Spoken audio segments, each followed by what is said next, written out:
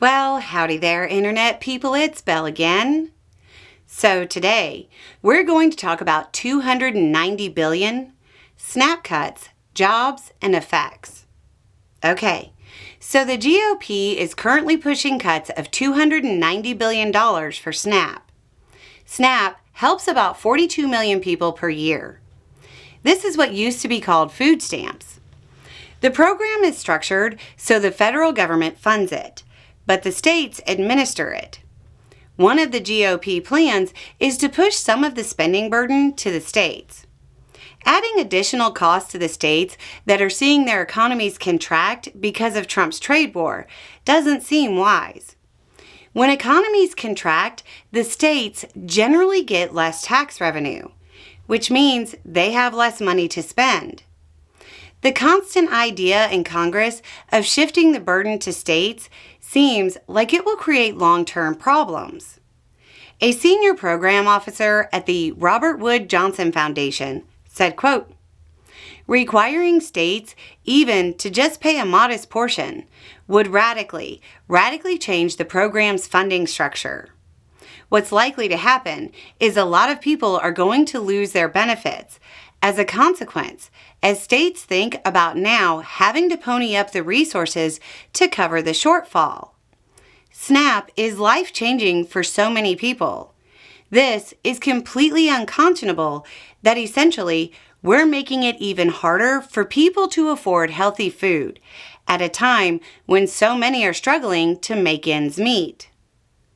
That seems like a fair summary.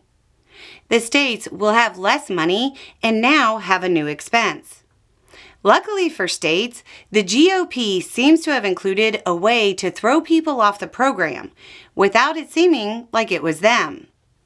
Currently, unless the person qualifies for an exemption, the program has a work requirement of 20 hours per week for people aged 54 or younger who don't have kids. The GOP wants to raise that and make people 55 to 64 also complete the work requirements. The problem is that studies indicate that work requirements don't actually create employment, but do end up throwing people out of the program. Or, as a study I'll link below said, it found evidence that, quote, "Overall program participation among adults who are subject to work requirements is reduced by 53%. Homeless adults are disproportionately screened out.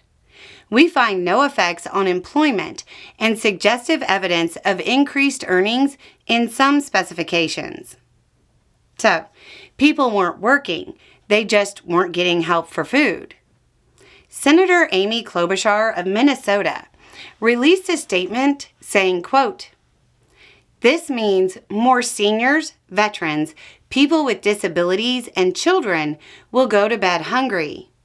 It means farmers who are already operating on razor-thin margins will see billions in lost revenue. It will mean job losses and lost wages for everyone who is part of the food system, from truck drivers to local grocers." One of the things that often gets missed when talking about SNAP is that it boosts economies all over the country. Every dollar SNAP spends translates to somewhere between $1.50 and $1.80 in economic activity. So, beyond the cut, we're likely to see billions disappear from the GDP as well, as that economic activity ceases to exist. Reminder, Trump already gave us a contracting GDP in the first quarter. Once again, when the chips are down, the Republican Party is going to go after those with the least. They're kicking down at those without a lobby to defend themselves. Anyway, it's just a thought. Y'all have a good day.